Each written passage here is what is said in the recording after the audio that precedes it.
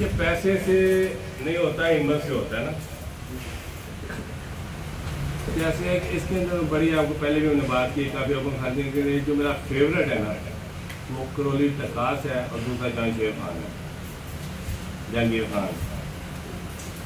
तो आज हम बात करेंगे करोली टकास की, CAROLI, करोली TACKA, करोली टकास। अब गूगल करेंगे आपको इसमें पूरी लाइन मिल जाएगी। ये हंगरी में पैदा हुआ था 21 जनवरी 1910 को और 5 जनवरी 1976 को 1976 को ये फौत हुआ था। हंगरी में फौत हुआ था 5 जनवरी में पैदा हुआ, जनवरी में फौत हुआ। ये बंदा था 18 साल की उम्र में फौज में चला गया। फौज में जाने के बाद मुफ्ती शोबे में क्या ये शूटर बन गया। 25 मीटर रैपिड फायर शूटिंग, शायद किसी को पता हो, 25 मीटर का जो रैपिड फायर होता है उसका शूटर था। इसने अपने सारे जो मेडल थे, नेशनल मेडल वो जीत लिए। उसके बाद जो मेडल थे हमारे उनके यूरोपियन, वो भी जीत लिए। जब बंदा इतने मेडल जीत लेता है तो उसके बाद हर बंदे की ख्वाहिश होती है कि वो ओलंपिक खेले। उसकी ख्वाहिश नहीं होती, ख्वाहिश किसकी होती है? पूरी कौम की ख्वाहिश होती है। 18 में और में हमने इंडिया से मैच जीता था, हमारा दोनों ओपनर को नहीं आया था, पूरी कौम को आया था। हमारी ख्वाहिश है कि बाबर आजम स्कोर करे, जब हमारे द्वारा अफरीदी हम देखते थे कि अफरीदी छक्के मारे। इसी तरह उसकी कौम की ख्वाहिश थी कि ओलंपिक खेले और अखबारों में आ रहा है, जा रहा है, वो फेवरेट है, ओलंपिक के लिए फेवरेट है। 1936 में जब वो अपनी मतलब फौज के अंदर उसकी तैयारी कर रहा था, राइट हैंडर वो था, तो उस वक्त दुनिया ने इतनी तरक्की नहीं की थी, हैंड ग्रेनेड जहाज हो चुके थे। जब वो प्रैक्टिस कर रहा था उसके हाथ के अंदर ही हैंड ग्रेनेड ब्लास्ट हो गया, राइट हैंड उड़ गया। हाथ जब उसका उड़ गया तो सारा ओलंपिक एवरीथिंग क्लोज, खत्म हो गया और इसी डिप्रेशन में वो मर गया और कहानी खत्म हो गई। कौन कौन समझता है कि कहानी खत्म हो गई?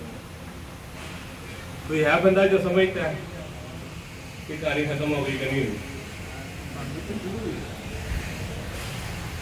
यहाँ पे अगर मर जाता, हो जाता तो कुछ भी ना होता, यहाँ पे जिक्र ही ना हो रहा होता।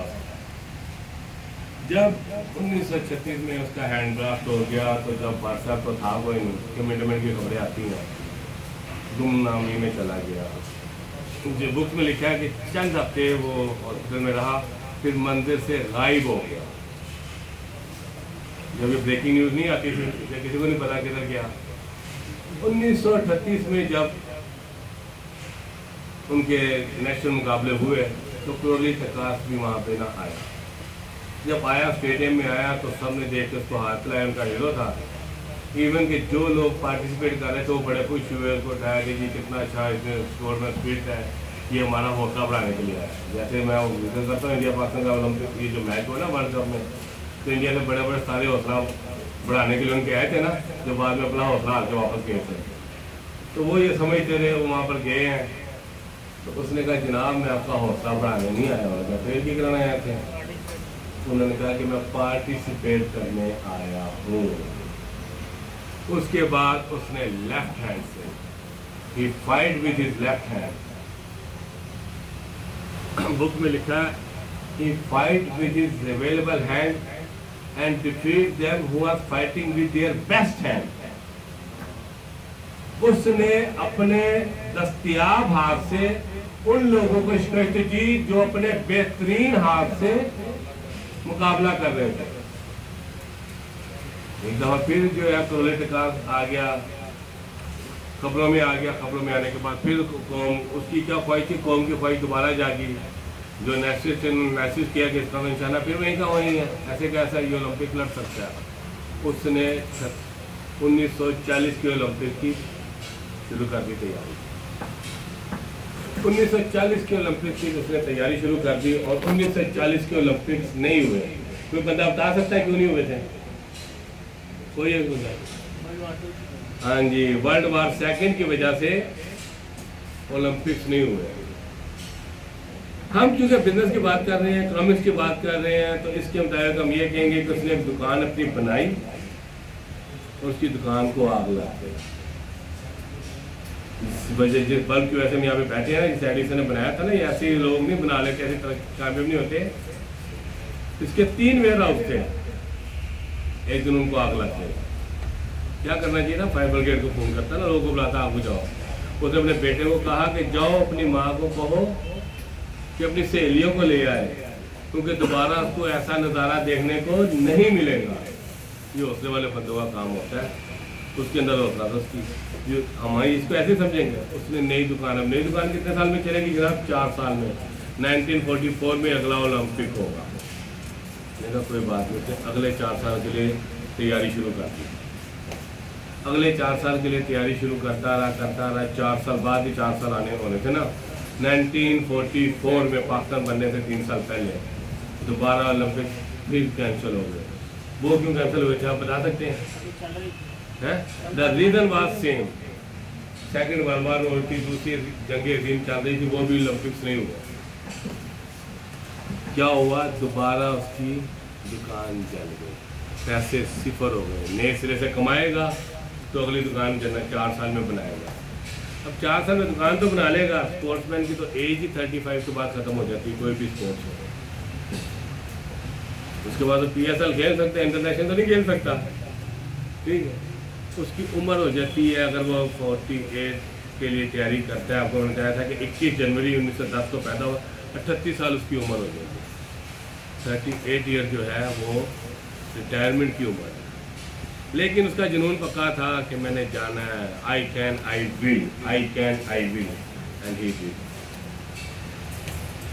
वो 1948 की उसने जब शुरू की, उसके ऊपर प्रेशर आया, उसके ऊपर लोगों ने तनकीद भी की।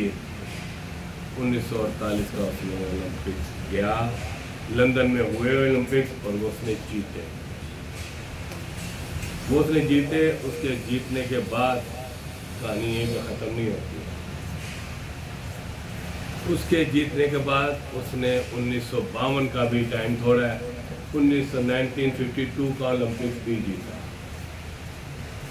दोनों दफा किससे जीता? अपने दस्तयाब हाथ से उन लोगों से जीता जो अपने बेस्ट टाइम से लड़ रहे थे। जो कहते ना मेरा प्यो कड़ा मैंने पैसे दे गया, साढ़े को लै गई थी गलैन सी, ये बहाने हैं, ये आधे गिलास खाली वाले हैं। हौसले से होता है।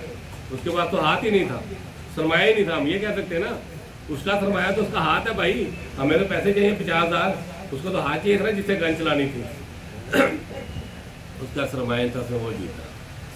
जीतने के बाद 1976 में फौत हो गया, और उसकी जिंदगी में उसका रिकॉर्ड कोई नहीं तोड़ सका। ये देखो,